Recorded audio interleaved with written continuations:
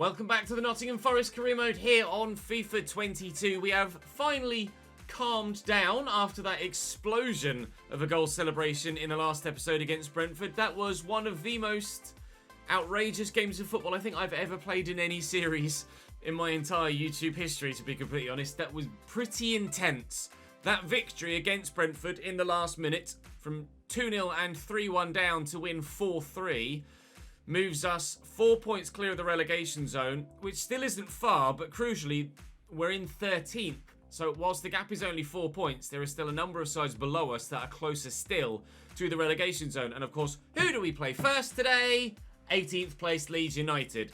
It's going to be really, really intense for the rest of this whole season, to be honest. We have Chelsea as the second game today, which we'll sim, and then we'll play Brighton and Fulham as well. And we may even sim the Manchester United game at the end of the episode too, depending on how we feel by the time we get there. Brighton are 11th and 5 points above us, kind of, and with a game in hand actually. There's a bit of a jump into that top half. And then, of course, Fulham, bottom of the table. But Fulham were pretty good against us last time we played them in the league, if I recall correctly, and actually gave me a pretty tough game. Where are we, Fulham? What was the score last time we played? We actually lost by 2-1 when we played Fulham at that particular moment in time, which to this point remains their only victory this season. They've drawn 11. They haven't lost that many. They've only lost 16 compared to like the 15 of Brentford and Crystal Palace, and even the 18 of Bournemouth. It's not bad at all, but 1 win and 11 draws. No surprises why you are where you are in the league, Fulham. I have altered the formation as per your feedback. We've moved the 2 wide men further back, and I've switched to a 3-5-2 so that the 2 deeper central midfielders are CDMs rather than centre mids, just to give myself, with the instructions, etc., a little bit more defensive solidity. O'Brien I have actually changed to a centre mid, but by default they pop them into a CDM role. Cornet's actually down as a left mid. If I put him at left wing back, he loses some ratings. So I'm having him there as a left mid for now. It's going to take 4 years, apparently, to train him as a left wing back. So probably going to lean away from that, but hopefully in a slightly deeper role. Even though he's still down as a right mid, he'll still be able to do the business. Of course, Larea is there as a right wing back now, so he's going to get stuck in defensively as well. Score some goals, but be more defensively solid, and we should survive this year. In real life, as I record this now, Forest have announced a few hours ago that Omar Richards has been signed from Bayern Munich, so we will look to do that in this save. Omar Richards will come in the summer. I don't have the finances to do it now, unfortunately. Neco Williams may well get announced in real life too between now and the time we get to the summer transfer window. But I don't think I'm going to replicate that real life transfer. He's 72 rated, which at the beginning of this first season, we've been perfectly happy to bring in a 72 rated player. We did with Biancone. But at the beginning of season 2, where we're going to want to make that step up to the next level, just as Forest will look to do in real life, I don't know whether Neco Williams is going to be of the quality we need to make that step on. I certainly would prefer Diogo Gonçalves as a right wing back in the 3-5-2 to come in as a player that already is that little bit better. Gonçalves does have a link with the club already as well, of course, having been there on loan a couple of years ago. So I won't, from this point forward, unless the player is of enough quality, replicate every real-life transfer that Nottingham Forest do. That said, Omar Richards is of enough quality, and we will look to bring him in next year. Although, how much first-team football he'll get behind Maxwell Cornet, I don't know. But we may end up changing formations. If I go to a 5-2-3, for example, then we'll have a left wing-back and a left winger. So there's still plenty of opportunity for everyone to get game time. Starting today, though, with Leeds United away from home, heading to Ellen Road. We know how tough the remainder of the season is going to be, so we just need to attack it head on and hope that we can pick up enough points to survive. Drop the video a like if you enjoy. Make sure you subscribe to the channel so you don't miss out on any more. Hopefully next season we could make a push into the top half, maybe even chase that Europa League spot that the board want from us within 3 seasons. Certainly, though, within 3, I would like to try and get to those top 6 positions, with it being FIFA and not real life. You kind of have a more accelerated timeline, don't you? Right, cracking on. Time to head to Leeds away. 4-2-3-1 for Leeds with Meslier in goal, Christensen, Cooper, Llorente and Firpo. Rocker and Dallas in the 2 defensive midfield positions, with still Rafinha on the right, Jack Harrison on the left, Rodrigo at cam, and Patrick Bamford at striker. Bamford leading the line. They have a couple of injuries, a couple of suspensions, but that's the strongest lineup they could possibly put out. Let's see what this new formation that's kind of similar to the old formation, but perhaps, hopefully, a little bit more defensive solid, or defensively solid, is all about. Fingers crossed, having the players in slightly more defensive roles and positions won't affect our goal scoring. And it will just purely be extra defensive solidity. And then we can win games 2-1 rather than drawing them 3-3. Bamford with a nice ball out to Jack Harrison to begin the day. Excellent footwork from Jack as well. And this is good football from Leeds all told. Rafinha with a shot. It's going to fall free and Yates gets rid of it. And we need a bit of space there actually from Gonzalo Ramos to push into, but Awani really needs to get some better passing stats. I am trying to train him in that manner, but because he's already grown a little bit this season, he's kind of peaked, so I'm not going to get the opportunity to grow those stats a bit more as I might like until next season. Cornet will get that forward looking for Ryan Yates, but it is a heavy pass. Does get there though. Liam Cooper comes across and tackles. Boos ring out around Ellen Road as they were calling for a penalty, but definitely an excellent tackle and no chance of a foul in there. Awani is onside here. Gonzalo Ramos is with me. I just need to keep this in play. We'll take the corner and see if we can get something from the set piece instead. Brennan Johnson to deliver. Whipped well. And Gonzalo Ramos is up, as is Liam Cooper. Nod this down with Worrell to McKenna. And Niakate, the centre-back, shoots like a centre-back. Well wide. Heavy touch. It's really poor from Leeds. And we'll punish them. Really, really poor from Leeds United. And that might be why they are in the relegation zone. If you're going to make mistakes like that, you've got to expect to be punished at this level. And punish them we have. We lead by a goal to 0. Gonzalo Ramos has done that a couple of times since he's come in now. Nipping the ball away from a defender. Forcing the mistake. He scored in such fashion against Brentford yesterday. And now has set up Taiwo to give us the opening goal of this game today. Taiwo by far our highest goal scorer. One of the best goal scorers in the division. And at present, it's basically his goals that are seeing us away from the relegation zone. Dallas, Rafinha, Bamford backing up, backing in. Sets up Rodrigo and the effort's well saved by Dino. Out for a corner for Leeds. Rafinha to deliver. They're going to go short there to Rodrigo. Looks like they might do. They do indeed. And for a minute, I thought he was going to just take it off the pitch. Back there to Jack Harrison. Into Rodrigo again. Drew a save out of the keeper once. Now he's drawn the save out of the keeper again. Wouldn't quite settle for Larea to actually get that under control. Just kind of bobbled around his feet. But thankfully, we've got the goal kick and we'll keep our lead. And Rodrigo around the corner to Rafinha. But McKenna again getting the better of him. Just utilising his extra physicality. Yates will dink that out wide. So far, we have had that defensive solidity that we've been looking for. Diogo Llorente in a running race with Gonzalo Ramos that unfortunately the defender wins. Try and force a mistake from their defensive line again. Leeds have been pressing, as you might well have expected they would do. That's how they are coded to playing games. Still got the kind of Bielsa DNA in this team. Again, McKenna using his physicality to step in. So, I'm not sure. Is he onside there, Cornet? I'm not sure if they'll play in game a little bit differently next year now that they've got Jesse March in charge. I doubt it. I don't know as EA are going to be coding them any differently. They'll just play the same old way because they don't update it often enough. They should do though. But regardless of Leeds' press, we've been able to deal with it. And actually, it was our press that led to the opening goal of the game. So very, very pleased so far that we have defensive solidity and a clean sheet in that first half. Hopefully we can say that at the end of the first game all told as well. Although Dino has had to make a couple of saves from Rodrigo, so certainly he's still doing his part.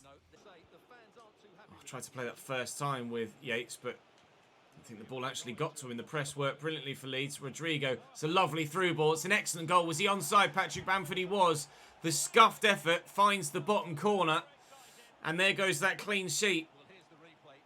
That ball just through there and Bamford just gets to it ahead of Worrell. He's just reading the play, knows where he wants it, and Worrell doesn't react quickly enough. It is well, to be fair, it wasn't that scuffed. It's just helping it on its way and finds its way into the bottom corner. Bamford equalises for Leeds.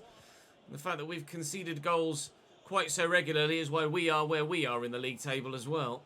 Bamford and Rodrigo. Got runners around them. I've definitely got a lot more bodies back here defensively. That certainly should have been intercepted. It kind of rolled over his toes. Jack Harrison waiting for that cut inside. There it is. Still going, Jack Harrison. Rafinha. Needed saving. Needed saving. We might have more bodies back there, but we're still not able to keep the ball out the back of the net, nor nullify any chances for the opposition. Have kind of kept them at distance, though, at least for the majority of the chances. Larea in the way there. Through the gap to Yates. No, it's supposed to go to Taiwo. Given away by both sides at the minute. Oh, and they've got a toe in there as well. And now Bamford's looking to accelerate away. Don't foul him. Oh, poor effort from Patrick. Really needs to be better than that. Not really got anywhere to go. Everyone is so closely marked at all times. You can see the way that they're pressing. You either have to get it under control and make sure you get a quick pass away, or play it first time.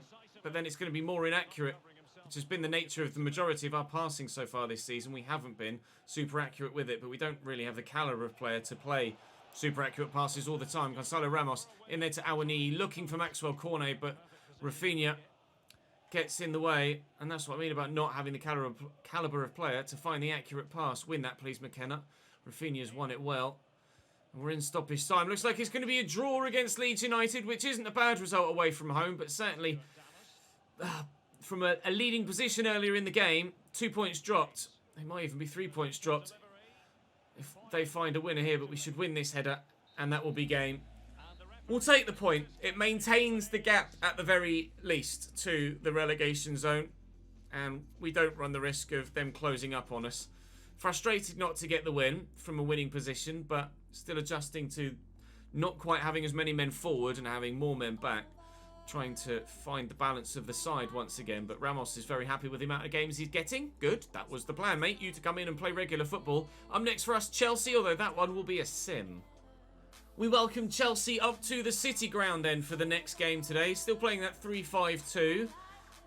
We lost to Chelsea in the previous sim, I think, didn't we, at Stamford Bridge? Although it was a close game. It's a 2-2 draw. We will take a point from that. Gonzalo Ramos with a brace. Angel Correa and Kai Havertz with the goals for them. Chelsea, of course, signed Angel Correa in the most recent January transfer window. That point leaves us 13th in the table continually as we push forward. And Leeds have now picked up more points. Actually, there you can see Newcastle and Bournemouth both have a game in hand. So currently, the gap to the relegation zone is 5 points. But it could shrink again. Let's see, do Newcastle play later on this particular matchday weekend? Brighton have got Villa and Bournemouth have Manchester United. But I couldn't see there where Newcastle's game in hand was. So we'll head to our next game, which is Brighton, as it may happen, and then Fulham after that. Certainly 2 winnable games. Definitely the Fulham one. I'd like payback for that as well. You see, Brighton actually have got 2 games in hand, although I guess they are about to play on this Tuesday, as we saw. So that will go to 29 games for them sooner rather than later. But we're going to head now to that game against Brighton. We've got a couple of weeks off, and hopefully we'll be rested, ready to take on a new challenge. 5 at the back for Brighton. Robert Sanchez in goal. Tarek Lamptey, Joel Veltman, who got sent off last time we played them, actually, didn't he, Brighton? Özdegaard in at centre-back alongside Shane Duffy as well, with, of course, Marc Cucurella still out on the left-hand side. Provod, Mwepu and Pascal Gross in at centre-mid, with Neil Mope and Deniz Undav up top. They've got Sam Surridge on loan from us in their matchday squad as well. Leandro Trossard's on the bench because it doesn't really suit the formation they play currently. Lewis Dunk was tired, that's why he's not playing. Kozłowski grows very well, but he's not involved today. We've made a couple of changes to our starting lineup. Panzo is in at right centre-back, and also Biancone gets the nod on the right-hand side of the defensive 5. My first played game with Biancone, just to see what he's like. I'm sure he's decent, but the proof is in the pudding. There's only one way to tell if he's decent. That's to actually bloody well use him, isn't it? There's no point signing players that Forest are signing in real life if we're then not actually going to use them. I don't want to just sign players for the sake of signing them. If I do sign someone, I want them to actually have a part to play in our story. And Biancone is going to get that chance to play and write his own story. in a Nottingham Forest shirt, although that's my fault for kind of sprinting straight at Mark Cucurella, who's the highest rated player on the entire pitch, outside of, well, rephrase, highest outfield player on the entire pitch. Dean Henderson's actually grown to 84, and which means I am really torn as to what to do with Dino next year.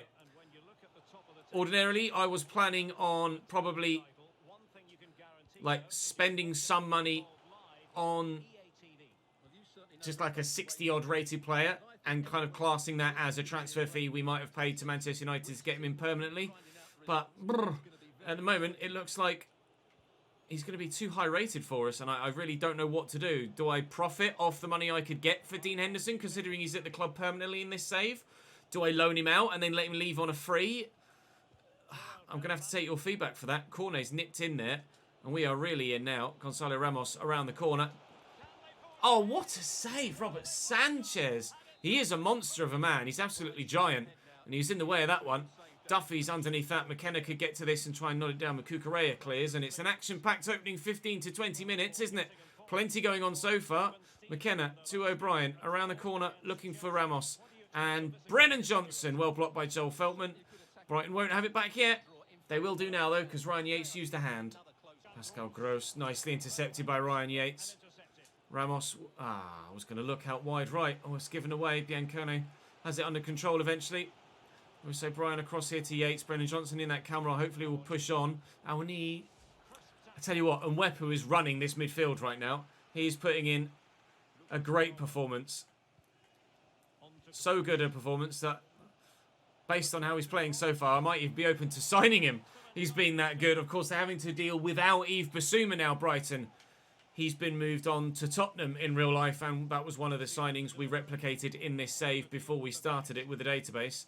So I think that's why they brought in Provod, to be fair.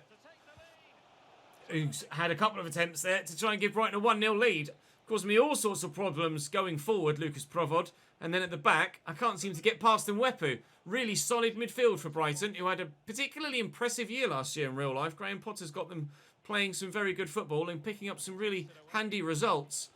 Hopefully that doesn't happen in this save right now, but for the time being, they're playing very well still in the virtual world as well as the real one. Thanks for following Blaze Life. Welcome to the channel, mate.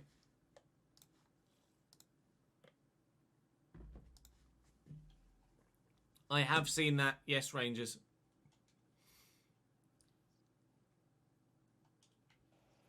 Unable to keep the ball that time. And Mwepu, Malpe, picked off nicely by O'Brien. Into Yates. Cornet. Try not to waste possession. Try and use it as well as I can. Ramos out wide to Biancone's push forward. I'm going to whip an early ball if I can. Look, 0-0 is all right. Like a draw is okay. I'll be pleased with a clean sheet, but we really do need to be picking up wins at this stage of the season just to make sure we keep away from that relegation fight.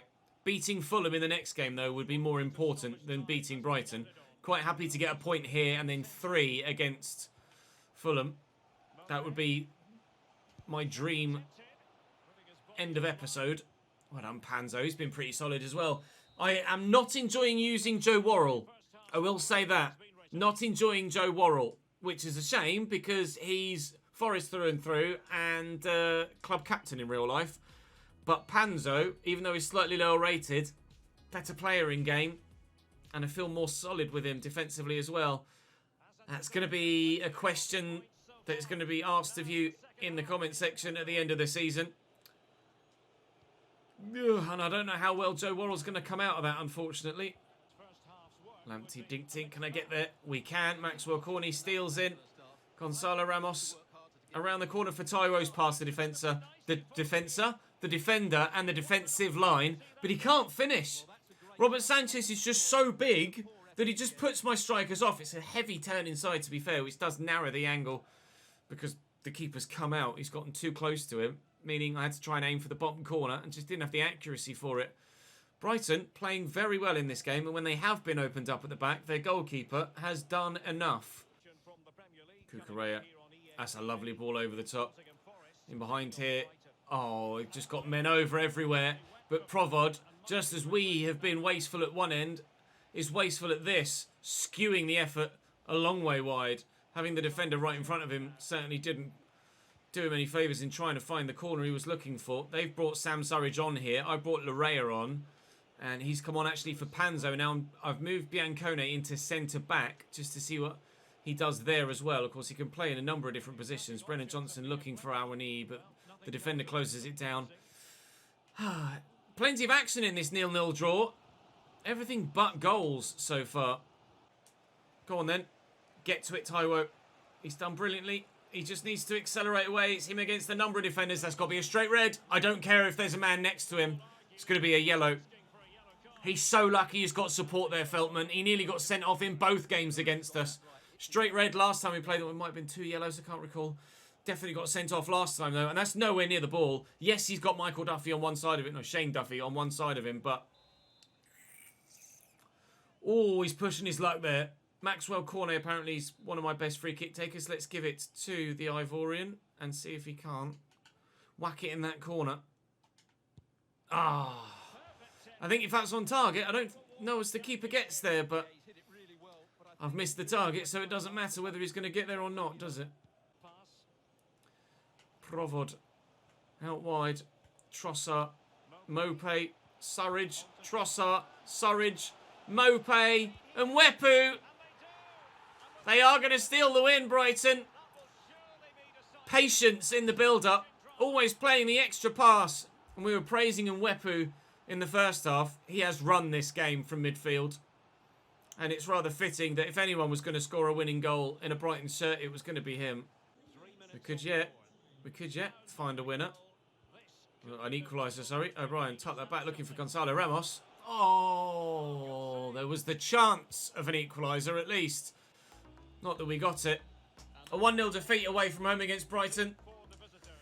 Frustrating to lose it late on like that. We've been so defensively sound throughout the majority of the game. Again, Dino had to make a couple of saves, but he's having to make less saves than he was previously, which is at least progression. And we lost the game, yes, but only conceded 1. And we only conceded 1 against Leeds as well. The one against Chelsea was a sim, of course, but 2 against Forest. Sorry, 2 against Southampton, 2 against Liverpool, 3 against Brentford. Right, if we can win against Fulham, then I'm not as bothered. But the gap is now 4 points down to Leeds. Marek Rodak in goal for Fulham this time. I believe it was Gazaniga when we played them first time around back at Craven Cottage. Kenny Tete, Adarabioyo, Romagnoli still at centre-back for them, and Anthony Robinson on the left-hand side, the back for Chalobah. And Reed in the midfield, Harry Wilson on the right, who apparently scored a hat-trick in their last game against Manchester City. So he's going to be dangerous. Niskins Cabano on the left, Tom Kenny at cam, and Mitro up top through the middle. Everybody back in the starting lineup that got dropped for the previous one. So Joe Worrell and Richie Larea back into the 11. We've been more solid defensively, certainly, but still not toothless up top, but lacking teeth up top so far today. If I can get a couple of goals here against Fulham, I'd be very happy indeed, provided those couple of goals come in a win and not in like a 3-2 defeat. Fulham played exceptionally well in the first game against us, and it looks like they're going to be really difficult to play against in this second game as well. Outmuscle him. No, don't lunge in. Just use your shoulder and give him a nudge. That hit McKenna's arm, but thankfully it was in the box, so it won't count. Handballs are on for everything but penalties. Brennan Johnson looking to thread Ramos through into the channel. He's turned well. Here's Awani looking for Maxwell Cornet. It's a brilliant ball through the gap. Oh, Maxwell Cornet should have at least gotten it on target, I think. He's a good enough player and has a wand of a left foot. He's got to be finding the target with that. He really isn't that far away, but perhaps I should have taken a touch and settled myself, but I felt like he had the quality to be able to hit that on the run and score us the goal. Evidently, I was wrong. Next time I will take a touch. Ramos looking for Lewis O'Brien. Oh, did he get the ball there, the defender? He didn't. Can we take it quickly? Maybe even feed someone through? Or look to get that to Brennan Johnson. And then back here to Larea and whip across in, which is decent. Ramos! He probably could have volleyed it, but forced the save nonetheless. O'Brien down to Richie Larea. O'Brien into Maxwell. Cornet! This time it's on target. This time the keeper's equal to it. Good save by Marek Rodak again. Can Ramos get underneath this? No, and it's going to fall to Mitro, and Fulham will clear their lines. Oh, so very nearly. An opening 1-goal lead for us there on a couple of occasions. Bianconi will take this free kick short. Bianconi having to come on at half-time for McKenna, who'd picked up a knock in that first half. Unawares to me, but had the little plaster symbol next to him at half-time, so felt the need to make the change. Tyro hit that early. Oh, and hit it well. Headed towards that top corner, but again, Marek Rodak's having a very good game. Ramos is up. Did he tip that over the keeper? He didn't. Still no goal for us in this game. Trying desperately to get the lead, but the keeper just won't concede. Down the line. Slowing them up here. Haven't really got anywhere to go at the moment, and that's going to bobble free for me. Loreo will find O'Brien. You see Brennan Johnson on the far side making that run, so we'll look for him. Got absolutely mullered there, Gonzalo Ramos, but play continues, and Lewis O'Brien's in a great position. Just can't score against Marek Rodak, though. Yellow card now for Anthony Robinson. No surprises after that foul. Can we please take the lead in this game? Keeper's not come for that. Ramos is up. Ask and you shall receive. Can we please take the lead? Gonzalo Ramos heard me. 1-0 Forest. Big 3 points this so late to the end of the season. If we can see this win through, it might be the win that sees us safe. Bobby Cordova-Reid, Mitrovic, Rodrigo, Muniz. Good save by Dino. Wanted Worrell, gave me Panzo, wasn't ready for it. Harrison Reed with the corner. Muniz has come on for Chalobah in their midfield. Is he going to come for this, Dino? If you do, you've got to get there, and get there he does. Very, very solid from the goalkeeper. He's been particularly good at that, Henderson. Only on a couple of occasions that I can remember has he actually bottled the catch and ended up punching it awkwardly. Thankfully, on this occasion, it's probably a foul. On this occasion, he's able to hold on again and keep Fulham out. Cafu forward. I'm not going to rush it. Don't want to waste possession. We want to make sure we just keep hold of it, and at the very least, even if we don't score a second, stop Fulham from scoring their first. That was meant for Brennan Johnson, and for some reason it bypassed him and went to Cafu. We're going to get lucky with a quick free kick. And we'll get this back here to Ryan Yates. And it looks like we're going to see this through. Lift it. Not lift it well enough, Taiwo. And 3 minutes added on at the end of the game. It's not over yet, as Cavallero could get through. It's a tactical foul from Niakate. It's fair enough. Just give him a nudge, get him off the ball, stop Fulham's momentum, and then get rid of it. And I'm just going to hoof this. Well, I tried to hoof it as far as I possibly could up the pitch. Huge 3 points. Massive victory at home against Fulham, that. Had to come from a set piece via a corner, but Gonzalo Ramos with a very impressive header. And whilst we couldn't do anything in the end against Brighton, we were really good against Fulham there. 9 shots in total. Rodak making a number of good saves. Newcastle lose as well, which is good news for us. And as we're still 13th, we're opening up a bit of a gap. 7 points now, the gap down to Newcastle. Still, they have their game in hand. Still, Brighton have a game in hand, but goal difference is in our favour. And Crystal Palace have a game in hand as well, but they're 5 points behind us and can't catch. We've got some difficult games on the horizon, including that one against Manchester United up next. Then it is Newcastle and Aston Villa. And West Ham, Wolves and Tottenham. I think, to be fair, rather than Sim United, considering there's 6 games left, we might just play 3, and then we've got 2 episodes to end the season, haven't we? And we'll have more of a say personally. And it will perhaps give us an idea against those big sides where we're sat for next year. Scott McKenna's bruised his shoulder. He's going to be out for 5 days. He'll be back for the game against Manchester United then. Okay, well, that will be where we'll leave it for today then. I was going to sim the game against Man United, but with 6 games left, it makes sense to split them 3 and 3 episode-wise, doesn't it? So that's where we'll end today. The relegation fight is still a thing, but we're not looking over our shoulders quite so cautiously as we were before. Thank you, Gonzalo Ramos. He scored some very important goals for us this season, hasn't he? Another one today. Appreciate your support as ever. Drop me a like, subscribe to the channel if you haven't, and let me know in the comment section. What do I do about Dino next season? What do I do about Joe Worrell as well? I'll reiterate that at the beginning of the next episode to try and get opinions from more people, because I know not all of you make it to the end of the episodes. But those of you that have, you are the unsung heroes of the channel. Thank you, as ever. That'll be all for now. I'll see you next time.